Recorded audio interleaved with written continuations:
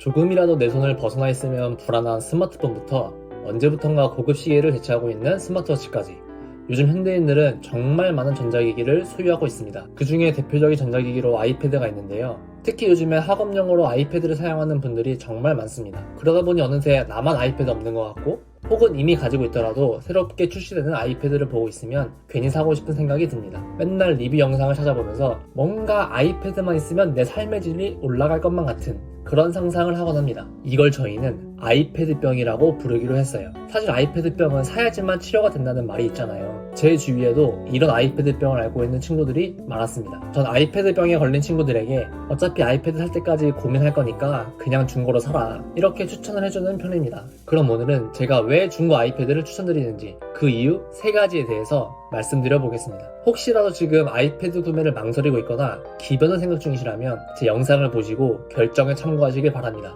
합리적인 가격으로 아이패드병을 치료할 수 있게 도와드리겠습니다.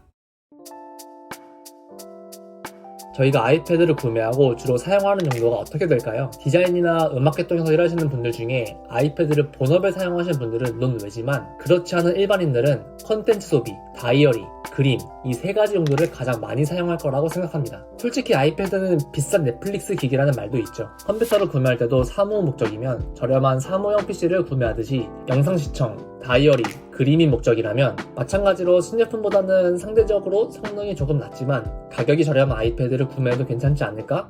라는 생각이 들었습니다. 10만원짜리 만년필로 필기하는 거랑 만원짜리 볼펜으로 필기하는 거랑 딱 그 정도 차이일 거라고 생각했습니다. 처음 공부하는데 비싼 만년필을 사지 않듯이 저도 처음 아이패드를 구매할 때 비교적 가격 부담이 덜한 중고로 구매하기로 했습니다. 그래서 당근마켓으로 아이패드 에어 3를 처음 구매했고 만족스럽긴 했지만 한 손으로 이북을 보기엔 조금 무겁기도 하고 애플 펜슬을 생각보다 잘 안 쓰게 돼서 다시 팔았습니다. 그리고 지금은 아이패드 미니 4를 매우 만족스럽게 사용하고 있습니다. 저도 마찬가지로 유튜브나 넷플릭스를 보거나 전자책을 볼 때 아이패드를 사용하는데요. 성능이 부족하다거나 속도가 답답하다는 생각은 해본 적이 없습니다. 가끔 사이드카 기능도 사용하는데 마찬가지로 성능이 부족한 느낌은 없었습니다. 그리고 지금은 종이 다이어리를 사용하긴 하지만 예전에 잠깐 아이패드 에어 3로 플래너를 쓸 때도 전혀 지장이 없었습니다. 요즘 나오는 아이패드 신제품에 비하면 거의 절반에 가까운 가격인데 내가 사용하는데 불편함이 없으니까 중고로 아이패드를 구매하길 참 잘했다는 생각이 들었습니다.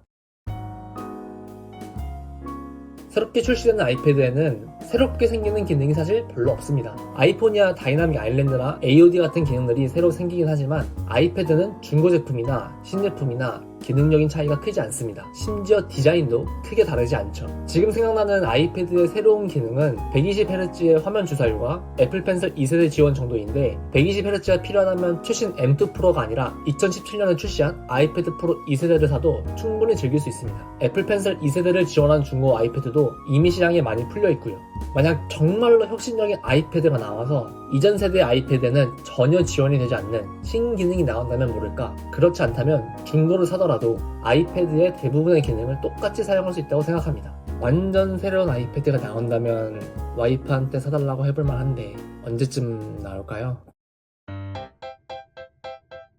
전자제품뿐만 아니라 대부분의 물건에는 감가상각이라는 게 존재합니다. 시간이 지남에 따라 물건의 가치가 떨어지기 마련이죠. 중고 아이패드가 가격적인 이점이 있는 것은 누구나 알고 있는 당연한 얘기지만 이 감가상각의 관점에서 보면 더욱더 이득인 걸 알 수 있습니다. 왜냐면 감가상각은 시간이 지날수록 그 기울기가 급격하게 완만해지기 때문이죠. 쉽게 말해서 100만원짜리 제품을 사서 2년 동안 30만원의 감가상각이 발생했다면 그 다음 2년 동안은 30만원이 아니라 15만원일 수도 있다는 겁니다. 그래서 저의 경우에는 예전에 아이패드 에어 3를 급매로 정말 싸게 샀다가 한 2달 정도 사용하고 다시 팔았는데요. 이때 제가 구매한 가격과 판매한 가격 차이가 정확히 10,000원이었습니다. 어쩌다 보니까 2달 동안 10,000원 내고 아이패드를 사용한 꼴이 돼버린 거죠. 따라서 내가 아이패드를 잘 쓸지 아니면 사다 놓고 그냥 유튜브만 볼지 확신이 잘 안 서지는 분들은 이미 어느 정도 감가상각이 된 제품을 구매하셔서 체험 버전으로 사용해보시는 것도 좋은 선택이 될 것 같습니다. 여기까지 중고 아이패드를 추천드리는 이유 3가지에 대해서 말씀드렸는데요. 솔직히 말해서 금전적인 여유가 된다면 신제품을 구매하는 게 여러모로 좋습니다. 중고거래는 사실 사기의 위험성도 배제할 수 없으니까요. 하지만 재정적 여유가 충분하지 않는 학생분들 그리고 저처럼 용돈 받는 유부남 형님들은 중고 아이패드로 충분히 스마트한 라이프를 즐기실 수 있습니다. 지금까지 긴 영상 봐주셔서 감사드리고요. 다음에도 유익한 영상으로 찾아오겠습니다. 감사합니다.